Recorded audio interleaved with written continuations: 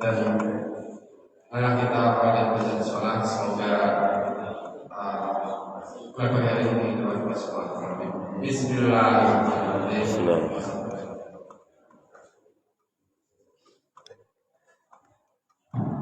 Assalamualaikum warahmatullahi wabarakatuh.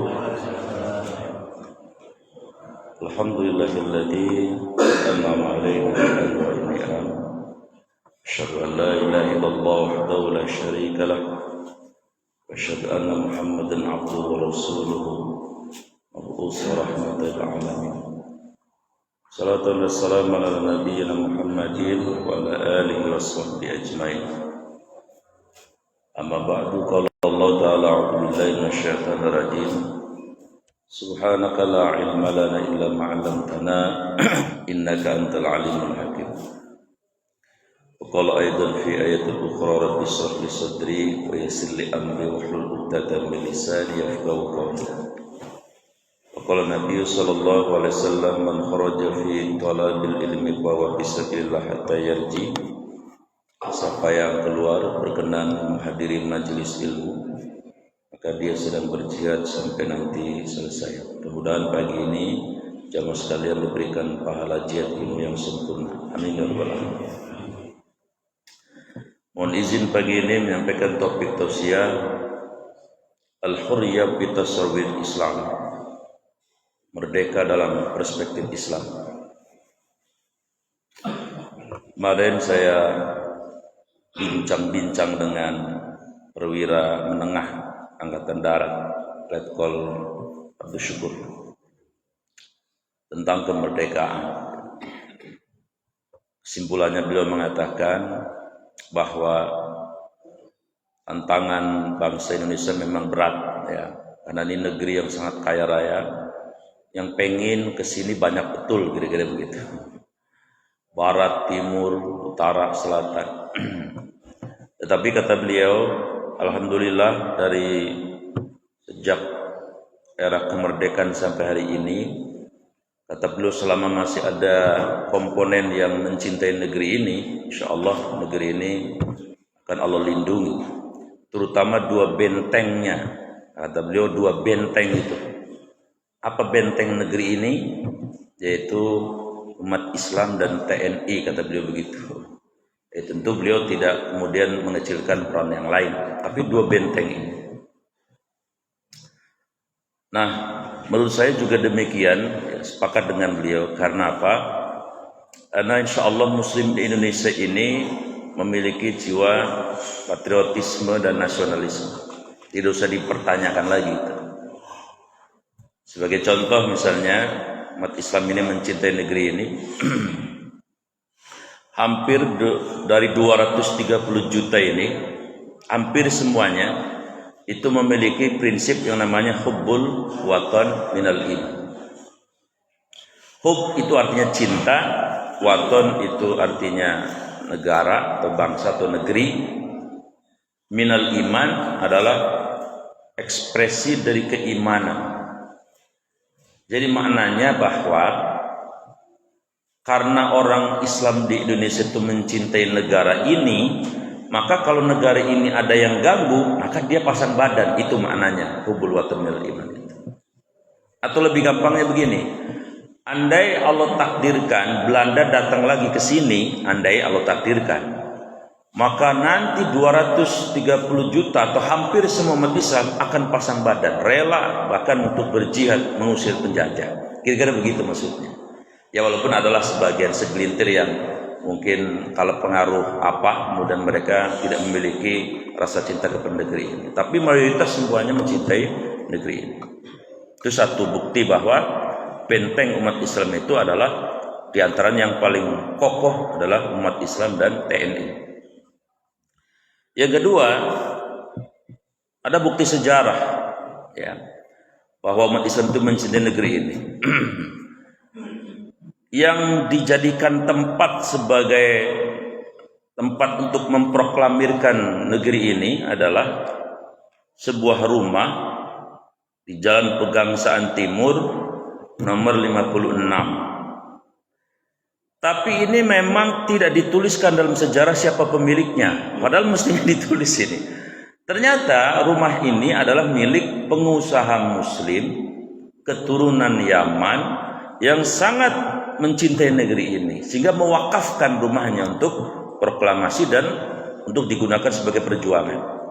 Namanya Syekh Faraj bin Martak. Jadi muslim keturunan Yaman yang sangat kuat nasionalismenya, maka mewakafkan rumah ini. Tapi ini tidak ditulis di sejarah. Bahkan ketika Bung Karno diculik oleh para pemuda di Rengas Dengklok itu, sampai kemudian menuju Jalan Pegangsaan Timur ini, beliau masih dalam keadaan kurang sehat. Maka malamnya itu dalam sejarah itu dituliskan Pak Soekarno itu dijamu dengan madu Yaman yang bagus itu, sehingga alhamdulillah paginya beliau fresh ya, segar lagi, kemudian memproklamirkan itu dengan muhata. Ya, artinya ini percikan sejarah, tetapi ini membuktikan bahwa umat Islam itu mencintai negeri ini nggak kaleng-kaleng, kira-kira begitu. Yang ketiga, buktinya lagi, umat Islam ini punya jiwa patriotisme, nasionalisme, dan mencintai negeri ini. Sebelum tanggal 10 November ada tanggal berapa dulu? Yang bisa boleh pulang bulan. Yang harus dikaitkan dari 10 November adalah 22 Oktober. Kan gitu. 22 Oktober ada apa? Ada resolusi jihad yang dibuat dan diinisiasi dan dikumandangkan oleh para ulama. Ya. Dari resolusi jihad ini kemudian ketika Belanda membonceng Nika, ya, sekutunya dipimpin oleh Inggris datang ke Surabaya, lalu kemudian dengan percikan-percikan perang, maka komandan sekutu ini itu Inggris, Mayor Jenderal Maladi itu mati. Saya tidak mau mengatakan wafat, mati kepada orang Muslim. Yang membuat kemudian Inggris murka luar biasa. Lalu Inggris membuat sebuah ultimatum yang gak main-main, disebarkan melalui pesawat-pesawat ke seluruh wilayah Surabaya, bahwa rakyat Surabaya disuruh menyerah sambil tangannya di atas kepala, kemudian semua senjata diserahkan, nanti tidak akan di bumi hangus, tidak akan dihancurkan Surabaya. Bayangkan seperti klop ya, jadi aluk ketemu lumpangnya gitu. Di sini ada resolusi jihad, memang sudah nahan betul ingin berjihad. Ada ultimatum, orang Surabaya disuruh kemudian menyerah semuanya. Ketemu api itu seperti kena bensin, sat.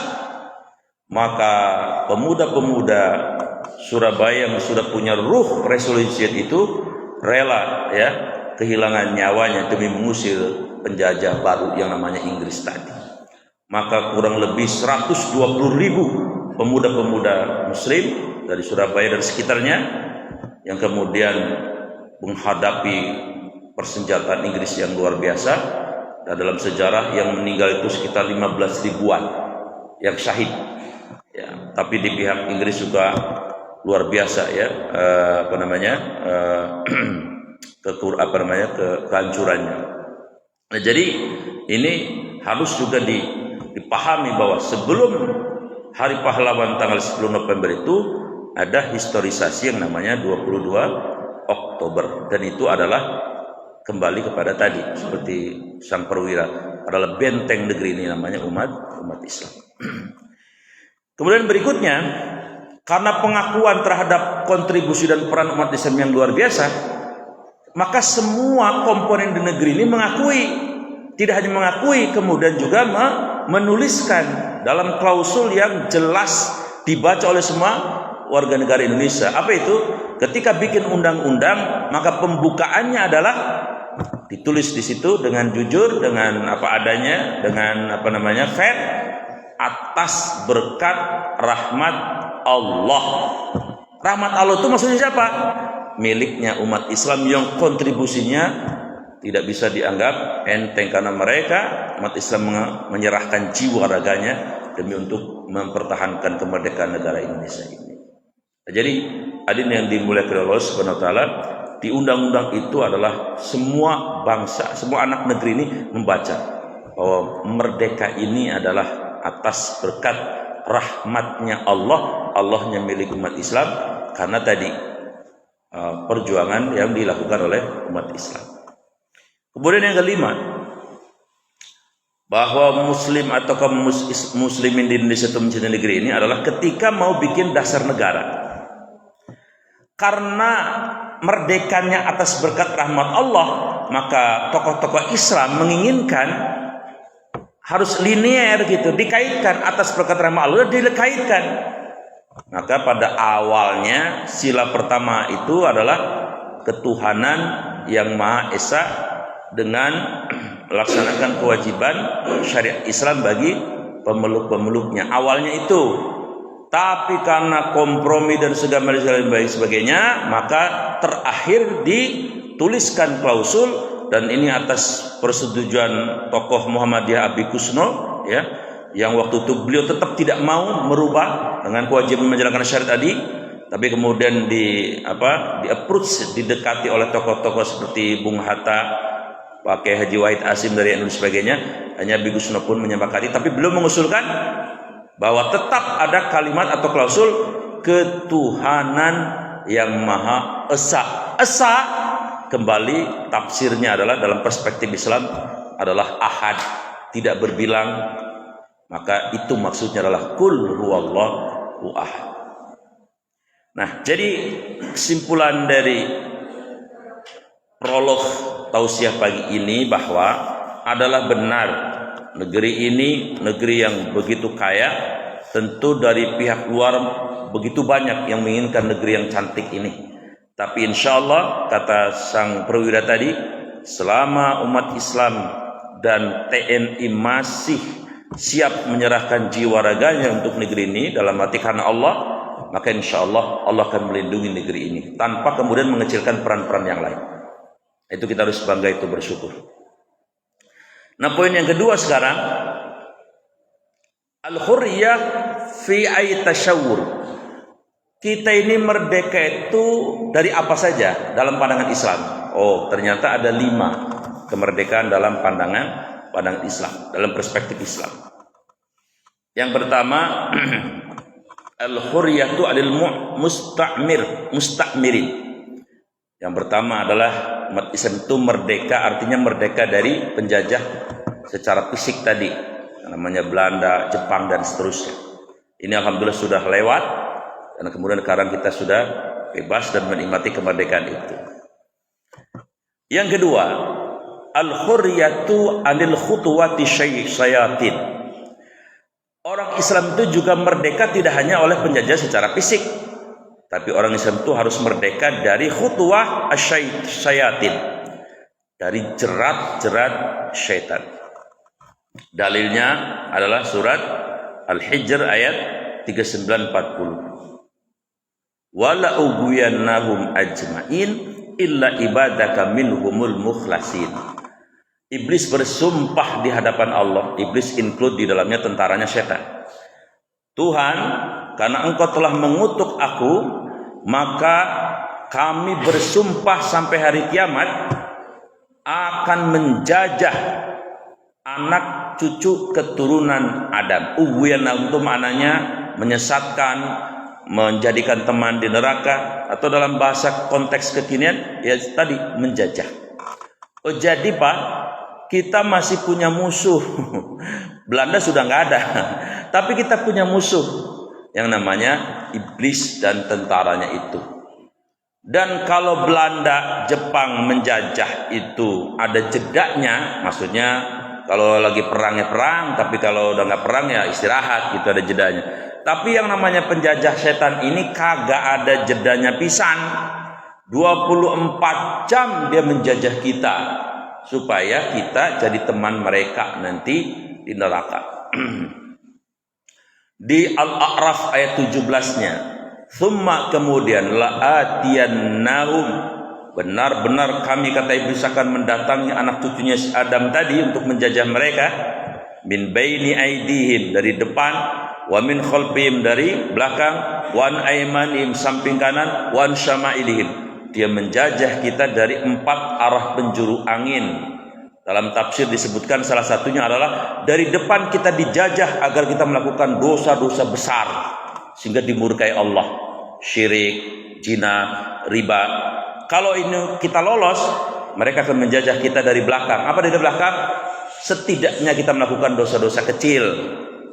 Dosa kecil juga kalau istiqomah sama khusyuk juga ya gede-gede juga. Kalaupun kita lolos dari penjajahan ini, dia tetap berusaha untuk menjajah kita agar kita melakukan hal yang disebutkan dari arah sebelah kanan. Apa arah sebelah kanan itu?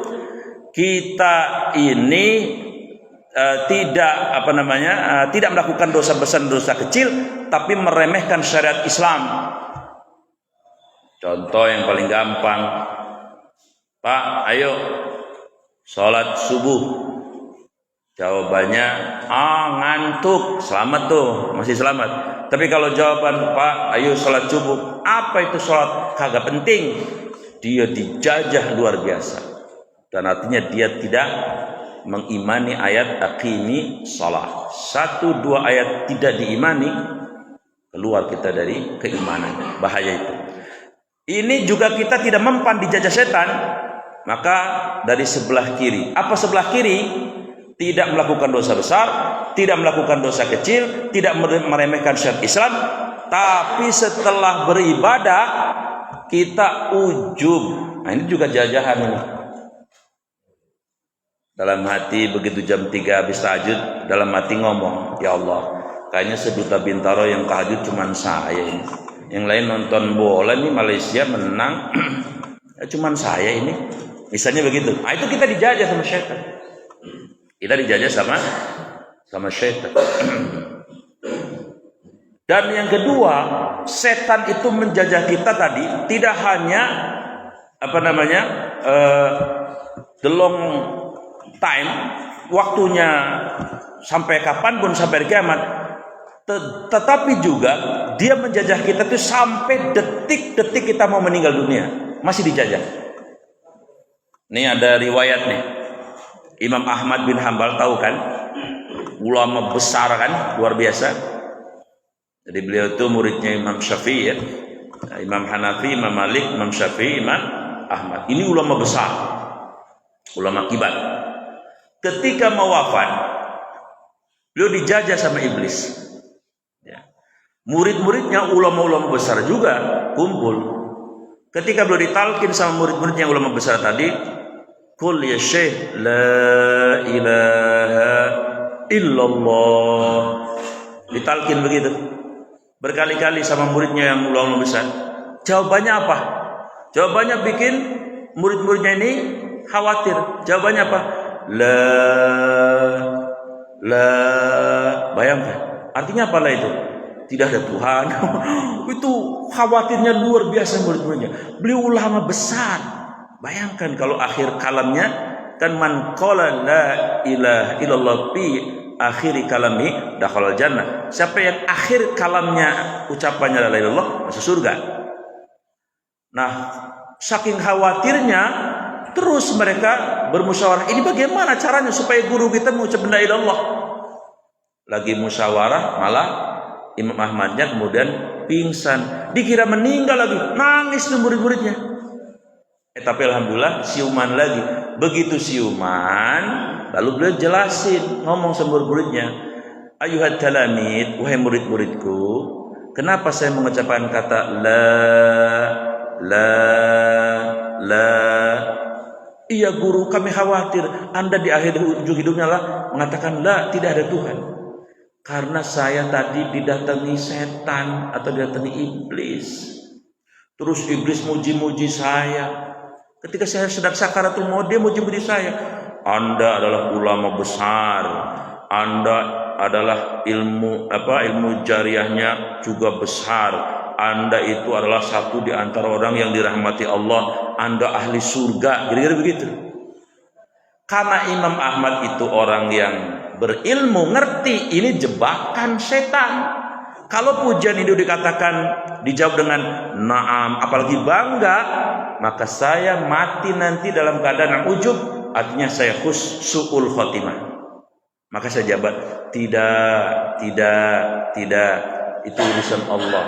Karena beliau pengen rendah hati sehingga tidak terjebak oleh jajahan syaitan tadi. Hati-hati Pak. Kalau sedang sakar itu dia akan terus menjajah kita. Nah, terutama kalau di rumah sakit tuh ya. Kadang-kadang setannya tidak hanya setan yang dari gaib tadi, tapi ada setan dari bentuk manusia juga yang mempengaruhi juga. Ya. Nah, karena beliau apa? Beliau punya burhan, punya ilmu, maka dia tidak mempan dijajah di detik-detik akhir ini. Nah, kalau yang sebaliknya ada riwayat ya, seorang ahli ibadah belum sakaratul maut aja dia kalah oleh jajahan setan, oleh tipu daya setan. Jadi ceritanya gini, ada seorang ahli ibadah tiap malam sholat malam, tapi ilmunya agak kurang, kira-kira begitulah pelajarannya di situ. Nah, sampai beliau kemudian ketika mau berwudu malam-malam, karena zaman dulu belum ada pam ya, adanya sumur, beliau datang ke sumur itu. Lalu sampai di sumur itu ternyata ada seorang laki-laki tampan yang membawa buku besar. Ya tentu saja ditanya sebagai orang baik, "Man anta? Anda siapa ya?" Ya. Kan dulu mah Pak, sumur nggak di rumah, sumur juga buat barang-barang zaman dulu mah, yang pakai timba itu. Oh, saya ini diutus Allah sebagai malaikat yang mencatat semua ahli ibadah yang sedang atau mau ibadah. Waduh, boleh banget tuh.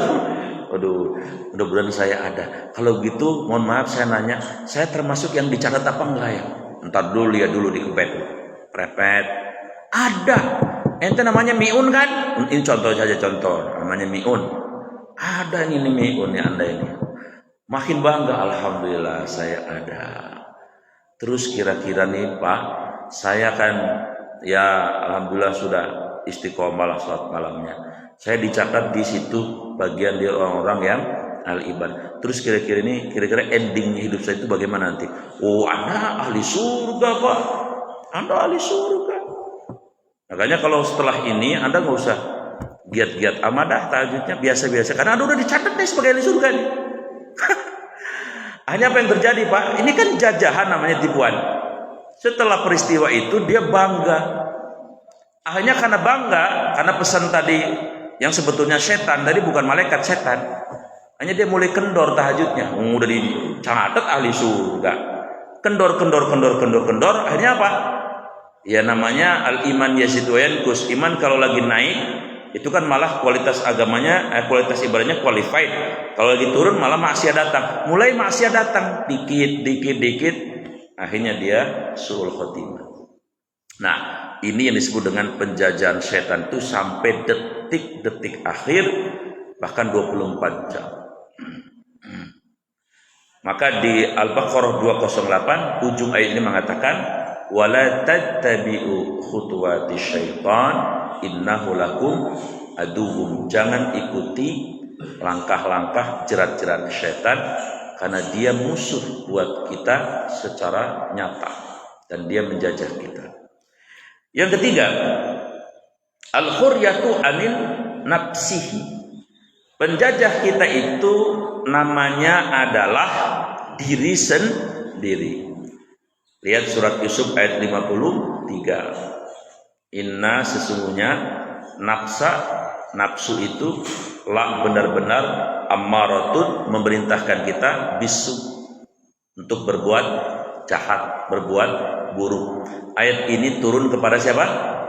Membicarakan Nabi Yusuf. Nabi Yusuf digoda oleh Zulaikha, wanita bangsawan, wanita kelas elit yang cantik jelita, bajunya transparan, harum wanginya, disemprot di duta bintaro, cikokol masih kecium, istilahnya begitu. Lenggak-lenggoknya jelita, gemulai, aman, terkendali, tidak ada CCTV, dirayu lagi. Mana tahan, Pak RW Akmal juga kayaknya belum tentu tahan. Pak RW Akmal. Apalagi saya imannya tipis. Nabi Yusuf bisa menghadapi penjajah berupa nafsu ini. Beliau lulus dan lolos dari jebakan penjajah ini. Ya, mohon maaf, penjajah jenis ini juga inherent melekat 24 jam. Melekat 24 jam. Bahkan bisa juga sampai ke detik-detik akhir hidup kita ini. Contoh, di Pondok Aren beberapa waktu yang lalu ada berita yang cukup gempar lah kira-kira gitu ya. Kenapa? Duda kira-kira umur 67-an, seumuran Pak Haji ya. Itu karena mungkin iman lagi turun, entah apalah, kira-kira begitu ya. Beliau mendatangi Tegal Rotan. Tahu kan Tegal Rotan, Pak? Apa Joko Musa tahu Tegal Rotan? Tegal Rotan sana tahu. Tahu nomor belakang tahu tuh. Apal dia. Tegal Rotan tempat kupu-kupu malam di Pondok Aren. Memang orang soleh mah ya, orang soleh nggak tahu. Kalau saya sih tahu karena sering lewat gitu kan. Itu kan segala macam cara nggak bisa itu mengusir kupu-kupu malam. Dari zaman dulu pemerintah nggak ada yang bisa itu. Dari mulai Tangerang Induk dulu, Kabupaten Tangerang sampai Tangerang Selatan. Ternyata atas izin Allah yang bisa mengusir mereka siapa, Bu? Pak. Seluruh ibu-ibu majelis taklim seciputan Pondok Aren. Jadi di tiap malam ditongkrongin ibu-ibu pengajian. Baru kemudian alhamdulillah berhasil atas izin Allah tadi. Nah ini si kakek ini tadi umurnya sekitar 67-an. Entah karena pengaruh setan apa, dia pengen bercampur dengan lawan jenis. Cuman tadi salah tempat, datang ke Tegal Rotan. Yang namanya udah mau 70, tentu baut-bautnya apanya kan sudah beda dengan yang 50-40. Dia kemudian pakai suplemen yang cukup tinggi ininya, kadar volumenya. Apa yang terjadi? Ini kan artinya di detik-detik akhir ya, beliau sampai kemudian bercampur dengan wanita malam itu, dan atas takdir Allah si kakek ini meninggal di atas badan si kupu-kupu malam tadi. Penjajahan yang sempurna luar biasa. Ya. Jadi nafsu itu juga sama dengan setan. Dia menjajah kita selama 24 jam karena dia adalah keinginan kita. Yang ketiga, al-hurriyah anil ghai nafsihi. Ada penjajah namanya orang lain atau manusia secara umum. Apa nih maknanya? Orang lain bisa menjauhkan kita dari surga, dari Allah. Contoh, surat Al-Furqan ayat 27 itu turun asbabun nuzulnya terkait dengan seorang sahabat yang bernama Ibnul Mu'id. Ya, sebab turunnya ayat ini asbabun nuzulnya. Ibnul Mu'id ini seorang sahabat Nabi, masuk Islam sudah. Tapi dia berteman dengan tokoh kafir Quraisy yang disegani. Jadi tokoh kafir Quraisy yang disegani adalah 3. Abu Jahal, bukan Abu Lahab. Abu Lahab itu jauh dari Mekah. Abu Sofyan sama ini tokoh yang namanya Ubay bin Khalaf. Jadi dia berteman dengan tokoh besar ini. Ya. Maka ketika Ubay bin Khalaf pergi ke Syam, ya, Ibnul Mu'id ini kan tadinya sudah Muslim nih, nggak ada apa-apa. Dia ikut dengan Nabi dan para sahabat yang lain. Begitu Ubay bin Khalafnya pulang dengar Ibnul Mu'id masuk agama Islam, murkanya luar biasa, sewotnya bukan main. Akhirnya dicari, ketemu, dipanggil. Mu'id, Qadis ya? Qadis ya, Sunda ya. Ta'al anta, sini kamu. Sami'tu, aku mendengar engkau ikut agamanya Muhammad. Sambil geget, iya Tuhan. Kalau begitu mulai hari ini saya akan lepas dari melindungi kamu, membackup kamu, membantu perekonomian kamu, melindungi keluarga kamu. Waduh, rupanya Ibnu Mu'id itu imannya belum kokoh-kokoh amat ini. Anak baru Islam. Oh, Tuhan jangan begitu dong. Gak bisa. Terus saya harus bagaimana Tuhan? Kamu harus kembali ke keyakinan kita, nenek moyang kita. Caranya gimana Tuhan? Datang kamu ke Nabi Muhammad sana. Dan satu lagi, kamu harus sebagai hukuman menyakiti Nabi Muhammad. Saya akan utus orang nih, akan mengikuti kamu sebagai saksi. Ya, saking pengaruhnya besar, Ibnu Mu'ayyid hanya nurut. Hanya dia mendatangi Nabi, sedang duduk dengan para sahabat. Ini utusan Ubay ikut ngantar, lalu dia mengatakan kepada Nabi seperti yang tertuang di Al-Furqan ayat 27. Dia keluar dari Islam dan dia menyakiti Nabi Muhammad. Ya, mohon maaf, dia sampai meludahi Nabi Muhammad SAW. Lalu saksinya lapor kepada Ubay bin ketawa ngakak, ha, top markoto, cakep. Ya. Nah, turunlah ayat ini. Yauma ya'azzu al-zalimu ala yadayhi yaqul ya laitani ittakhadtu ma'a rasul. Yauma, pada hari itu, nanti di hari akhirat, di hari kiamat, ya'azzu al-zalimu ala yadayhi, orang-orang murtad akan menggigit kedua tangannya mereka sampai berdarah-darah. Yaqul, sambil berkata, ya laitani, aduhai celakanya aku, ittakhadtu ma'a rasul, kenapa saya tidak ikut Nabi Muhammad dulu, kira-kira begitu. Ini si Ibnu Mu'ayyid dijajah hidupnya oleh orang lain yang namanya Ubay bin Khalaf. Ini penjajah. Dalam bidang ekonomi sampai Nabi mengajarkan doa, Allahumma ya Allah, ini sesungguhnya aku a'udzubika, berlindung kepadamu, min ghalabati daini wa qahri rijal, dari terlilit hutang dan dibelenggu secara ekonomi oleh ar-rijal, orang lain. Itu juga penjajahan. Ya, misalnya mohon maaf Pak, kalau ada anak yatim yang diikuti imannya katakanlah balaka ciprut, maka si anak yatim akan dieksploitasi. Nah, anak yatim yang dieksploitasi itu dijajah. Melakukan apapun enggak boleh, harus atas izin yang diikuti tadi. Salah sedikit dibentak-bentak. Ini namanya penjajahan. Kira-kira seperti itu secara ekonomi. Atau misalnya mohon maaf yang ringan, kita punya hutang. Kan seperti kita dijajah kalau kita punya hutang sama orang.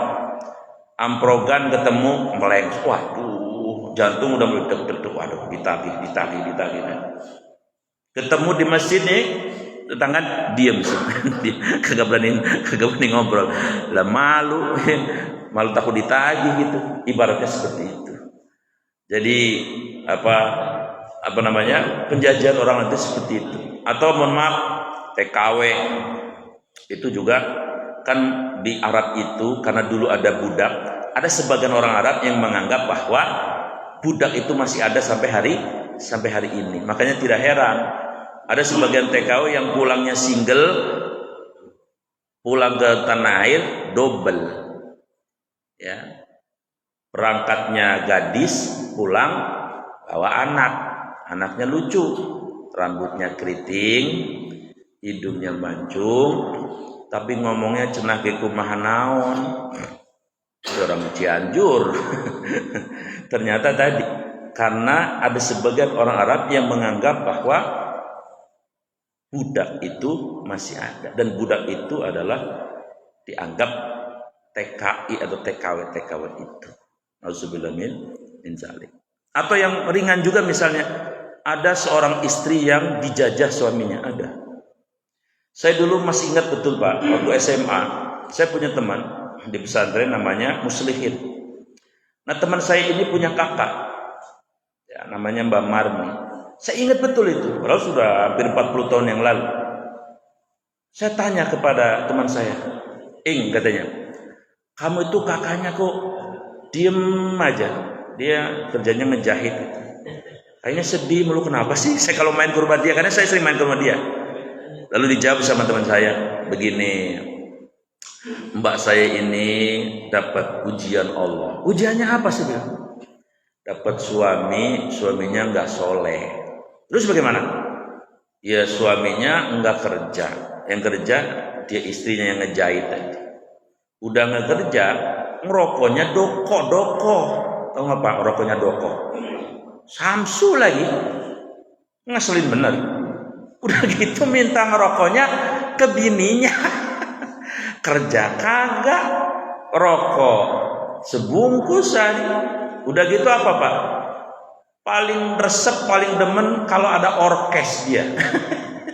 Paling demen banget itu udah. Orkes aja udah. Paling resep. Jadi intinya itu disakiti terus. Kalau diingetin galaknya setengah mati. Bininya bisa diomelin setengah mati. Pokoknya nggak ada benernya bininya. Nah si bini itu adalah laksana terjajah. Kalau dia sabar menanggung ujian itu, surga itu. Setiap detik dihapus dosanya, dihapus. Tapi kalau tidak sabar ya kan masih ada sebenarnya laki-laki yang lain. Tapi biasanya kayak gitu tuh, laki-laki kayak gitu tuh nggak mau bercerai biasanya, karena sudah biasa di zona nyaman tadi, karena dalam kendali sepenuhnya istrinya tadi. Nah, jadi jamaah yang saya muliakan, orang lain juga bisa menjadi penjajah. Nah, kemudian berikutnya adalah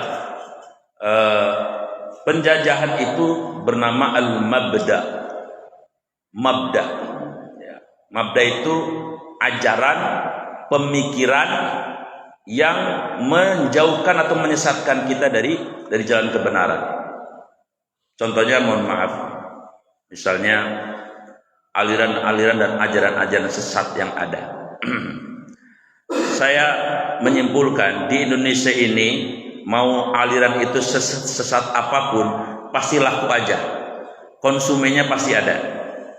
Mulai dari, mohon maaf, yang namanya Pak Haji Musadek, yang beliau bilang dapat wahyu turunnya di Gunung Bunder, padahal secara iman, secara logika mustahil karena Nabi sudah. Tapi pengikutnya jutaan, dan pendidikan yang ngikutin tidak hanya S1, ada S2, S3. Kemudian misalnya Ibu Lia Eden yang mengatakan bahwa saya ini Jibril era masa kini, pengikutnya juga ratusan ribu. Toh bahkan anaknya yang lulusan IAIN ikut. Padahal kan nggak mungkin, mustahil. Masa Jibril datang lagi, apalagi perempuan, udah gitu ditangkap lagi. Atau yang sekarang yang lagi up to date, Pak Panji Gumilang misalnya, kan jelas ya, kalau mau ditelisik, bagaimana mungkin kemudian ajaran dicungkir balikan begitu. Tapi pengikutnya jutaan juga, pembelanya nggak kurang-kurang, luar biasa. Maka kesimpulannya adalah bahwa pemikiran, ajaran, mabda, sistem itu juga bisa menjadi penjajah. Maka untuk menjaga itu, setiap sholat saya menganjurkan ketika membaca ihdinas siratal mustaqim, yang khusyuk, yang serius, supaya kita dijaga dari penjajahan pemikiran-pemikiran yang sesat tadi, yang salah. Kemudian ketika membaca doa di antara dua sujud, Rabbik firli sampai kepada wahdininya itu juga yang khusyuk.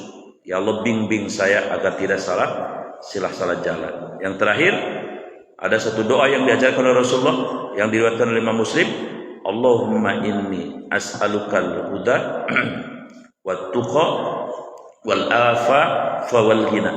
Ya Allah, aku mohon kepadamu, karuniakanlah kepadaku ya yang namanya al-huda, petunjuk, ketakwaan, sifat menjaga diri, al-afaq wal ghina, dan kaya hati serta kaya dunia.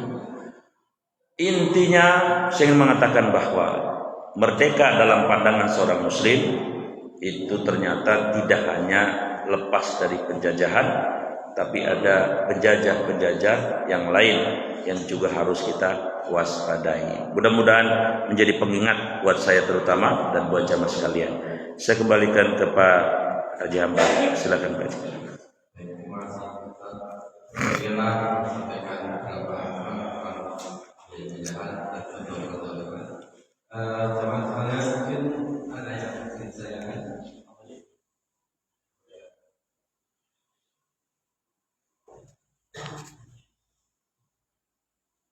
Assalamualaikum. Waalaikumsalam. Saya cuma menanyakan aja, kan pada saat perayaan baru Agustus Iya Pak Ji. banyak acara-acara yang sepertinya menurut saya pandangan saya yang jauh dari konteks nasional dan Oh. mohon caranya. Yang pertama kayak lomba makan Kerupuk. ya kan secara sunahnya kan harusnya kita diajarkan makan itu kan duduk. Atau apa namanya itu yang naik tuh? Pinang ya. Ada yang meninggal kemarin di Pinang ya. Terus yang berikutnya adalah yang kayak lomba kayak pakaian wanita gitu. Oh iya. Masuk Ya. kita ngajarin anak kecil itu bahwa memang ada satu kaum itu kayak kita mengakui gitu. Betul. Gimana masuk pandangan persepsi Islam? Ya. Udhulu bisilmi kafah. Al-Baqarah 208. Atau di ayat sebelumnya la ikraha fiddin qad tabayyana rusydu minal ghayy. Kata Allah, kamu mau Islam bagus, mau tidak Islam enggak apa-apa, Allah tidak rugi. Tapi sekali kamu masuk Islam harus konsekuen. Islamlah secara keseluruhan dalam segala aspek. Ya, mau aspek ideologi, mau budaya, mau ekonomi, mau muamalat, mau pertahanan, apa saja.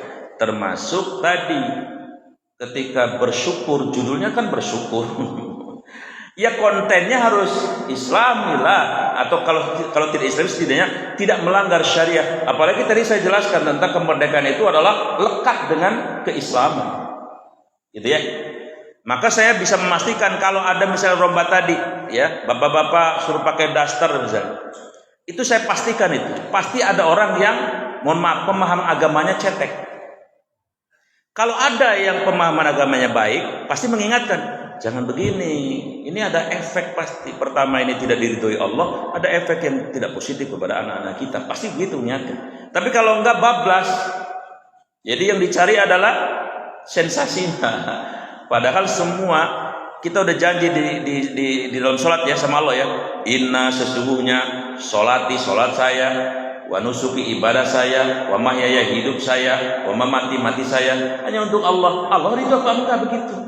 Makan kerupuk berdiri lagi. Betul Pak. Ya, Allah ridho enggak? Kira-kira begitu. Kan tadi merdeka atas perkataan Allah. Kenapa kok bertentangan dengan apa yang Allah ridhoi? Maka saya mengajak kalau ada mau mengisi misalnya persyukuran 17 Agustus, saya harus mengatakan bahwa harus ada yang mengerti agama supaya diingatkan bahwa merdeka itu adalah atas berkat rahmat Allah. Maka cara mensyukuri juga harus supaya kita dapat ridho Allah. Begitu Pak. Banyak acara-acara yang bagus Pak, yang nasionalismenya ada, juga religiusitasnya juga ada, banyak saya kira. Misalnya cerdas cermat tentang kemerdekaan dan kepahlawanan, itu kan bagus. Ya, kalau tadi pakai daster, apa itunya? Atau tadi apa namanya, yang naik galak pinang itu. Ya, memang itu ada values tentang kesungguhan patriotisme tadi yang harus diraih sekuat tenaga dengan ikhtiar. Tapi kan pertama mohon maaf, tidak kemudian juga linear dengan agama, dengan Allah yang Allah ridhoi. Misalnya pesertanya laki-laki rata-rata pakai bajunya celana pendek, lengan terbuka gitu kan. Nah, itu saja sudah Allah tidak ridho kan. Kan nggak boleh aurat laki-laki kecuali lutut sampai pusat tadi. Ya. Jadi memang tadi bahwa ada gejala sekularisasi setelah Indonesia merdeka ini. Padahal kalau yang paham bahwa kemerdekaan itu kalau dirunut historisnya itu lekat dengan rahmat Allah, dengan perjuangan umat Islam dan sebagainya. Ya mudah-mudahan ke depan harus ada yang ngingetin lah kayak gitu Pak. Coba dia. Siap. Baik, silakan lagi. Pak Joko belum disuruh saya padahal ya. Tapi sudah, ini beliau sudah.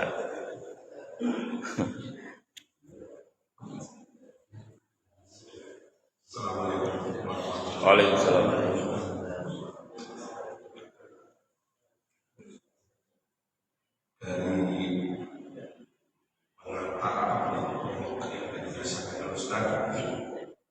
Kita menjadi semakin mengerti betapa nilai-nilai keislaman menjadi hal yang sangat esensial dalam kemerdekaan Republik Indonesia. Tapi juga banyak sekali hal-hal lain yang perlu diangkat. Kemarin baru saya dapat informasi ternyata ada 10 nilai-nilai dalam proses kemerdekaan pada waktu itu peran abad luar biasa banyaknya.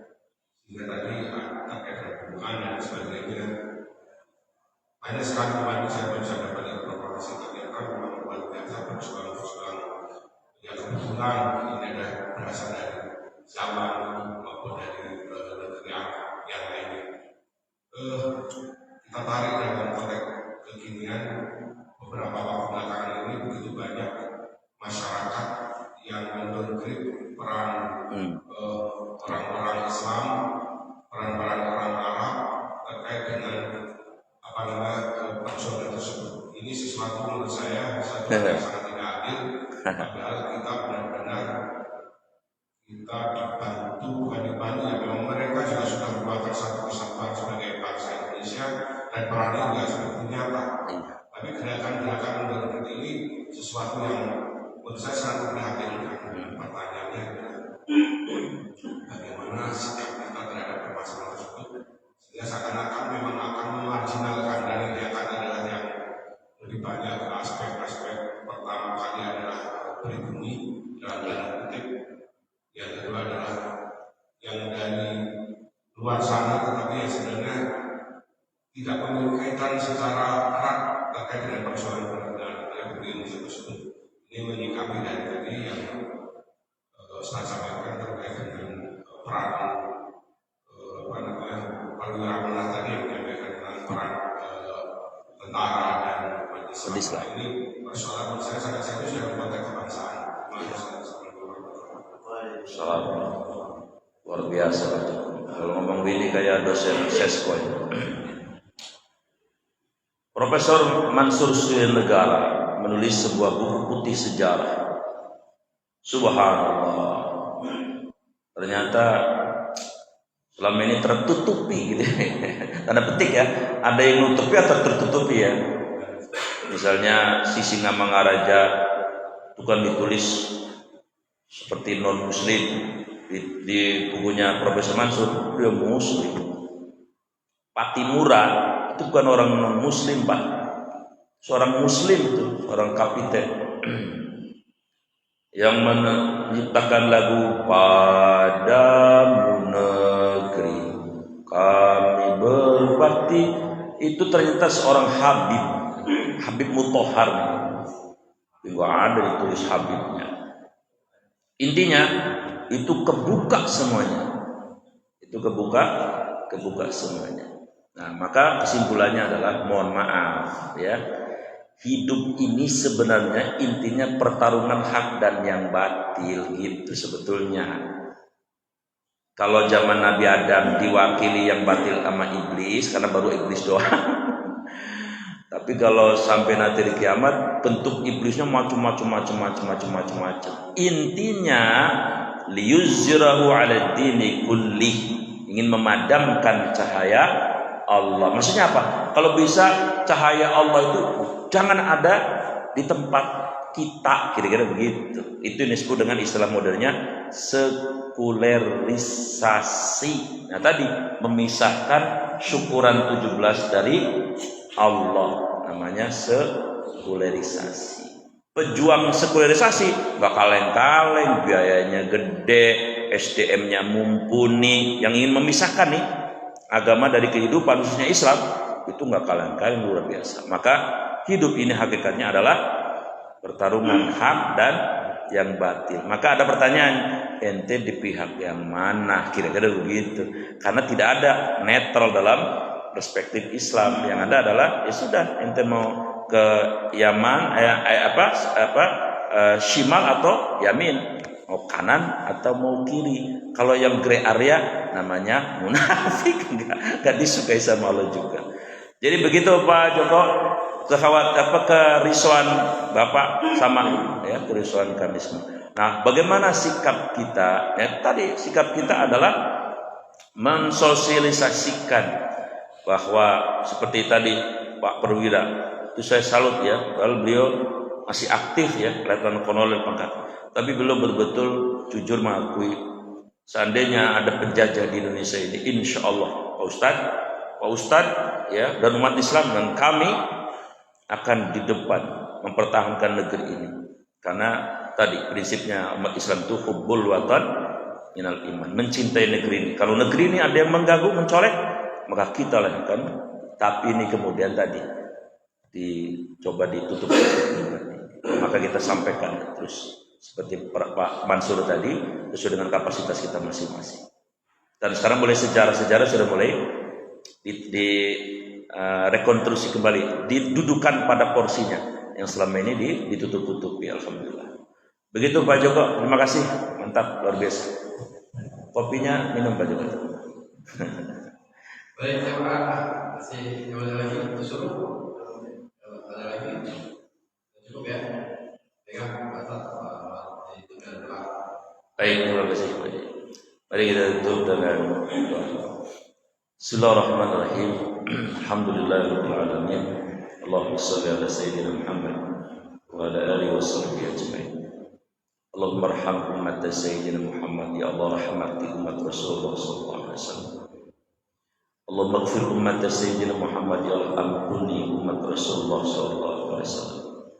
Allahumma aslim ummat sayyidina Muhammad, ya Allah selamatkan dunia dan akhirat umat Rasulullah sallallahu alaihi wasallam. Allahumma astur ummat sayyidina Muhammad, ya Allah bingkai dan tutupilah kelemahan-kelemahan umat Rasulullah sallallahu alaihi wasallam. Allahumma ansur ummat sayyidina Muhammad, ya Allah tolonglah umat Rasulullah sallallahu alaihi wasallam dari yang memusuhi. Allahumma sallimna wal muslimin, selamatkanlah kaum muslimin dimanapun berada ya Allah.